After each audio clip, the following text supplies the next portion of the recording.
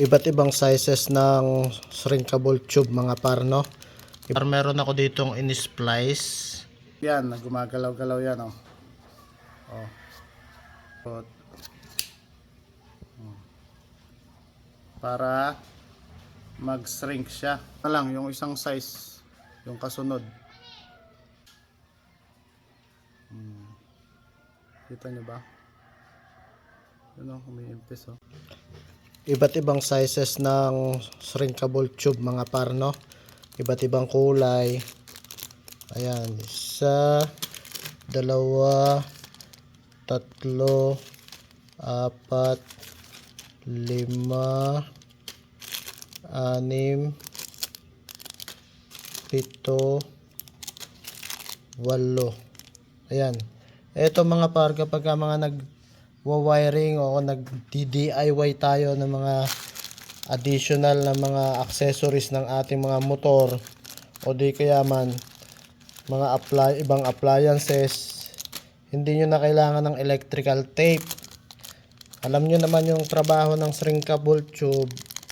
Kapag ito ay inapuyan o ininitan nyo ng lighter, ito ay umuurong, sumisikip, no? So ginagamit to sa mga electrical wire. Yun, may apoy pa. May mga lighter ako dito. Alam mo, hindi mo gana. Wait lang. Ito, pwede na to. Pa tayo ng sample, no? Ito. Yan. So ito mga par, meron ako ditong in-splice. Ayan, sample lang to, no? So nilagyan ko siya nitong, ito yung medyo maluwag sa kanya. Pasok natin na ganun. So para sumikip siya at hindi na siya gumalaw-galaw, iinitan natin siya ng lighter. So ito mga par, oh. Maluwag yan, gumagalaw-galaw yan, oh. Oh. Ibig sabihin, kailangan medyo maluwag yung gagamitin natin. Tapos iinitan lang natin ng lighter yan. Yan. Oh, kita nyo ba? Uy. Yan. Iinitin mo lang ikot-ikot. Para mag-shrink siya. Umimpis. Teka, mahangin. Hindi na siya gagalaw. So para sure ball, pwede nyo naman siyang doblehin. O ito naman, yung kulay blue naman yung ilalagay natin. Ito na lang, yung isang size, yung kasunod. Ilalagay natin ulit para maganda yung pagkakalapat.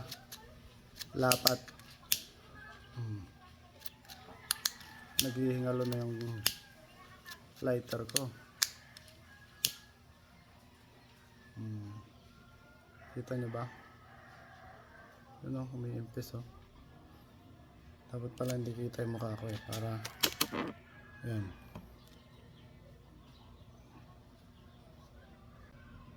Ayan, ganun kasimple, ganun kadali, oh. Lapat na. Oh, yan, di makapal na. Dalawang shrinkable tube, enough na yan. Hindi ka na mag-electrical tape. Tapos maganda pa yung splicing mo. Hindi siya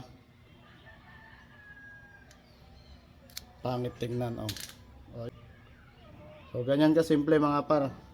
Madami tayong sizes dito ng shrinkable tube. Ilagay natin sa yellow basket mga par. Kailangan mo to.